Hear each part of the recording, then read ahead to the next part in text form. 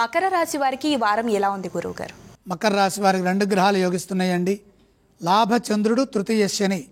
మనోబలంతో పనులు మొదలుపెట్టండి. ముఖ్య కార్యక్రమాల్లో తప్పనిసరిగా విజయం లభిస్తుంది. పనులు మొదలుపెట్టిన తర్వాత ఎట్టి పరిస్థితుల్లో మార్పులు చేర్పులు చేయకండి. పనులను వాయిదా వేయకుండా ఎట్టి పరిస్థితుల్లో మీ కర్తవ్యాలను మీరు భవిష్యత్తును దృష్టిలో పెట్టుకొని పూర్తి చేయండి. నిర్లక్ష్య ధోరణి వద్దు. మీ బాధ్యతలను జాగ్రత్తగా నిర్వర్తించినట్లయితే శుభాలు జరుగుతాయి. భవిష్యత్ అవసరాలను దృష్టిలో పెట్టుకొని ఆత్మవిశ్వాసంతో ముందుకు సాగండి. చెడు ఆలోచనలకి స్వస్తి పలకాలి.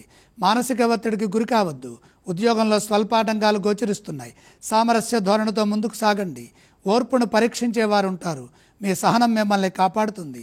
పట్టుదలతో పనిచేస్తే ఆటంకాలు వాటంతటవే తొలగుతాయి. అధికారుల నుండి ఇబ్బందులు ఎదురయ్యే అవకాశం కనపడుతోంది. శాంతంగా సంభాషిస్తే మంచి జరుగుతుంది. నిరంతర సాధనతో లక్ష్యాలు పూర్తి చేసుకునే వీలు కలుగుతుంది. ఇదే విధంగా వ్యాపారంలో కూడా కృషి చేయాలి.